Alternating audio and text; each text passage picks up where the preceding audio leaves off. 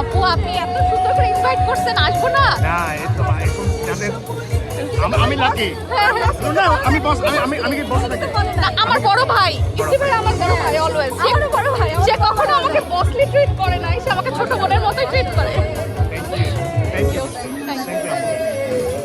আসসালামু আলাইকুম, কেমন আছেন সবাই? আলহামদুলিল্লাহ, আমরা তো ভালো আছি। আর এই যে দেখতে পাচ্ছেন সুন্দর কাচের চুড়ি, শাড়ি সবকিছু পরে আজকে কোথায় যাচ্ছি সেটাই আপনাদের সাথে শেয়ার করব। তো চলেন তাহলে আজকের ভিডিওটা এখান থেকে শুরু করি। সকালবেলা ঘুম থেকে উঠে দেখি এরকম সুন্দর একটা ডালা আমার ড্রেসিং টেবিলের উপরে রাখা।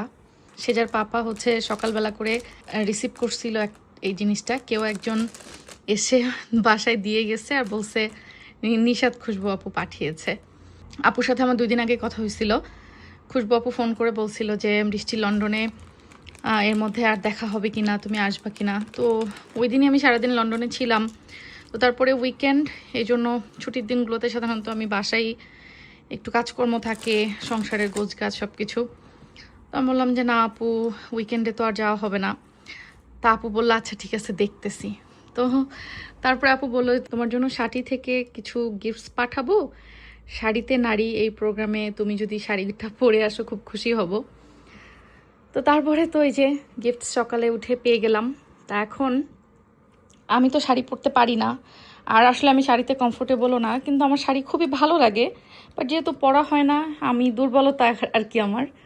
তারপরেও যেহেতু খুশবু আপু পছন্দ করে পাঠিয়েছে এবং এত সুন্দর করে ইনভাইট করেছে, আমি এলোমেলো করে হলেও চেষ্টা করব আজকে এই শাড়িটা পরে আপুর প্রোগ্রামে যাওয়ার জন্য।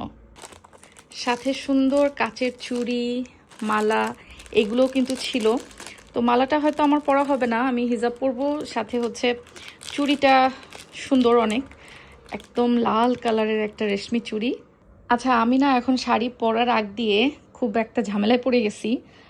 আমার যেহেতু শাড়ি খুব একটা পরা হয় না, তাই আমার কালেকশনে কিন্তু শাড়ি, ব্লাউজ, পেটিকোট এগুলা নাই বললেই চলে। তো যারা সবসময় শাড়ি পরে তাদের কালেকশনে দেখা যাচ্ছে অনেক ব্লাউজ পেটিকোট থাকে, কিছু না কিছু একটা ম্যাচিং করে পরে ফেলা যায়। তো এই শাড়ির সাথে যেহেতু ব্লাউজ পেটিকোট নাই, এখন আমার কাছে আছে 2-1টা ব্লাউজ পেটিকোট, নাই যে তা না, বাট এই শাড়ির সাথে ম্যাচিং কোনো কিছু হচ্ছে না। এখন আমি কি করব বুঝতেছি না, যেহেতু আজকে এই প্রোগ্রাম। তো আমি একটু এলোমেলো কন্ট্রাস্ট কোনো কালারেরই যেটা আর কি আমার কাছে আছে, গরিবের মানে ম্যাচিং আর কি, সেরকম করেই কিছু একটা পরবো। বাট আমি শিওর যে এটা পরার পরে হয়তো শাড়িটা যেহেতু সুন্দর, মোটামুটি ভালোই লাগবে। আচ্ছা, আমি 2টা ব্লাউজ বের করেছি আমার, যদিও আমার ব্লাউজ এখন হবে কিনা ফিটিং আমি জানি না, অনেক আগের ব্লাউজ। তো একটা হচ্ছে এই কালার, এখন কন্ট্রাস্ট কালার ছাড়া আসলে আমার কিছু করার নাই।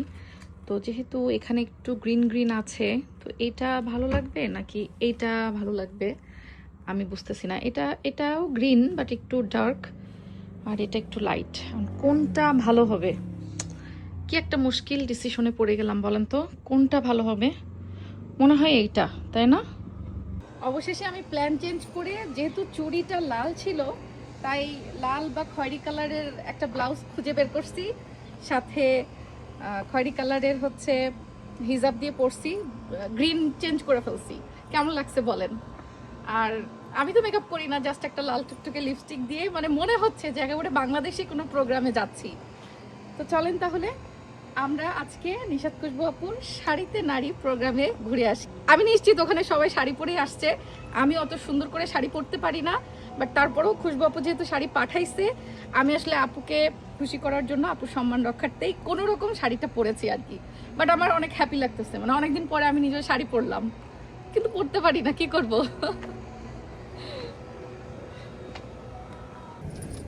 আমার মিস্টারকে আজকে আমি জোর করে পাঞ্জাবি পরাইছি। সাদা পাঞ্জাবি পরলে অনেক বেশি ভালো লাগতো। সাদাটা কোথায় আছে খুঁজে পাই না। আসলে আমাদের শাড়ি পরা হয় না, ওরও পাঞ্জাবি পরা হয় না, যার জন্য শাড়ি পাঞ্জাবি এগুলোর মানে আমাদের খোঁজ খবর কম থাকে অনেক। তো যাই হোক, লেটস গো, চলেন তাহলে। আমরা এখন বিকেলবেলা রওনা হচ্ছি, হয়তোবা সন্ধ্যার মেলার আমেজটা একটু দেখাতে পারবো।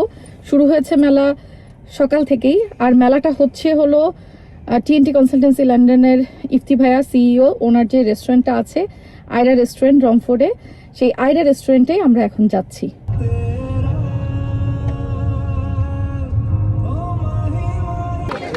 ধন্যবাদ। শাড়িতে নারী প্রোগ্রামে যতক্ষণে আমি পৌঁছেছিলাম ততক্ষণে একদম পড়ন্ত বিকেল, আর গিয়ে দেখি সব সুন্দরী সুন্দরী আপুরা এত সুন্দর করে শাড়ি পরে সেজে গুজে এসেছে, মানে একদম মনে হচ্ছিল বাংলাদেশি একটা উৎসব মুখর পরিবেশ। কোনো মেলায় এরকম উৎসব একটা ভাব আমেজ আনা, এটা কিন্তু সত্যি অনেক ভালো লাগার একটা বিষয়। দেখেন চারিদিকে সব সুন্দরী আপুরা কি সুন্দর শাড়ি পরে সেজে গুজে, মনে হচ্ছে লন্ডনের বুকে এক টুকরা বাংলাদেশ, মানে বাংলাদেশি কোনো প্রোগ্রাম হচ্ছে লন্ডনের বুকে, এটা সব বাঙালিরা একসাথে হওয়াটা খুবই ভালো আনন্দের একটা বিষয়। আর দেখতেই পাচ্ছেন অনেক লোকজন সেখানে একদম গ্যাদারিং ছিল। আলহামদুলিল্লাহ অনেকের সাথে দেখা হয়েছে, কথা হয়েছে। আর এর ফাঁকে ফাঁকে আমি তো সুন্দরী আপুদের সাথে ছবি তোলা ভিডিও করার লোভ একেবারেই সামলাতে পারিনি। যতটুকু না ভিডিও বা ছবি তুলতে পেরেছি তার থেকে বেশি কিন্তু আমরা আনন্দ করেছি, গল্প করেছি, আড্ডা দিয়েছি একজন আরেকজনের সাথে। এই মেমোরিজগুলো কিন্তু সবসময়ই থাকবে। তো সব হয়তো ভিডিওতে আমি আসলে শেয়ার করতে পারিনি, কারণ আমরা ওখানে এত বেশি এনজয় করছিলাম, পাশাপাশি গল্প, আড্ডা, খাওয়া দাওয়া সব কিছুই কিন্তু ছিল। আচ্ছা, আমার এক কলিগ জারিন আপু, ওনার আজকে বার্থডে ছিল, তো আমি আপুর জন্য স্বপ্নের বাঙালিয়ানা থেকে একটা শাড়িও ফট করে কিনে ফেললাম অ্যাজ এ বার্থডে গিফট। তো জারিন আপুকে এখন এটা দিব, তারপরে আর হাহা হিহি আড্ডা তো চলতেই থাকবে। ওরে মডেল চেনা যাইতেছে না।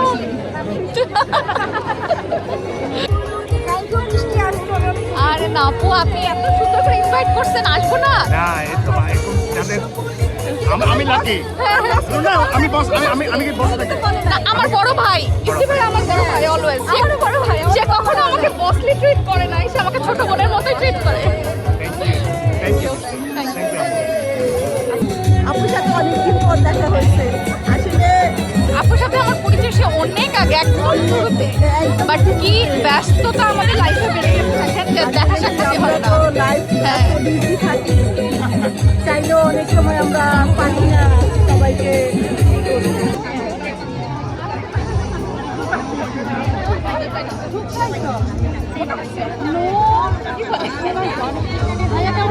যে আছে আলহামদুলিল্লাহ।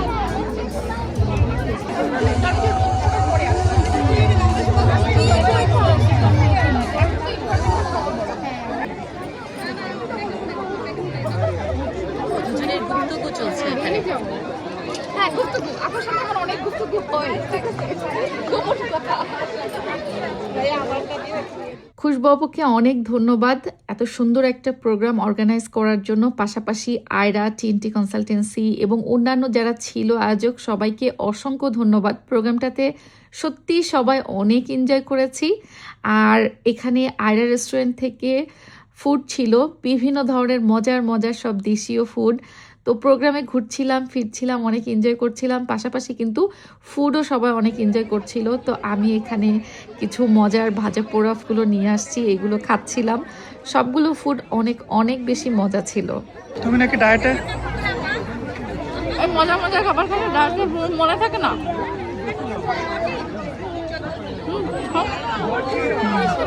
ঠিকই, ঘুগনি, এটা এটা কি মাছ? আলুর চপ। আচ্ছা, এটা হচ্ছে বেগুনি, পুরি, এটা পেঁয়াজু। ফুচকা নিতে গেছিলাম, বাট ফুচকার ওখানে অনেক সিরিয়াল আছে, বাট অনেক সিরিয়াল ব্রেক করে প্রিভিলেজ পাওয়ার কোনো অপশন নাই, এই জন্য কি আর করবো, অসহায় মতো এগুলো নিয়ে চলে আসছি, এগুলোই খাচ্ছি এখন।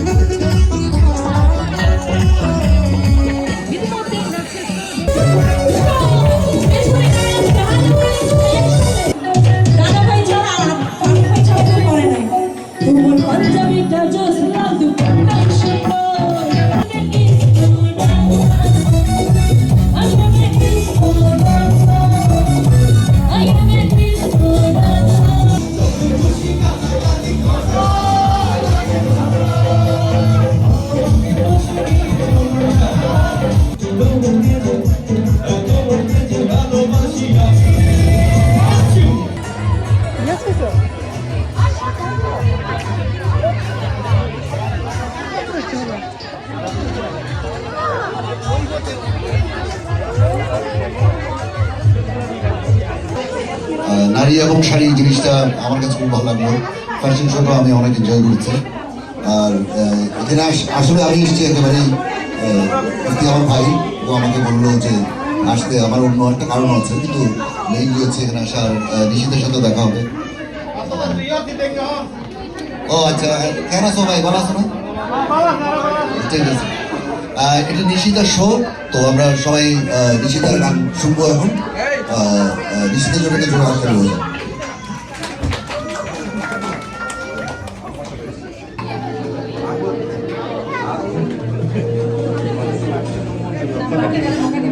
একটু আমরা তো একটা কাটি দাও না তাহলে দাদার কিন্তু হ্যাপি বার্থডে ছিল।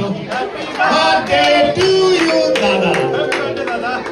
দাদার গত সপ্তাহে হ্যাপি বার্থডে ছিল। নিশিতা ফেসবুকে লিখেছে আমার নাম রহমান ছিল, বার্থডে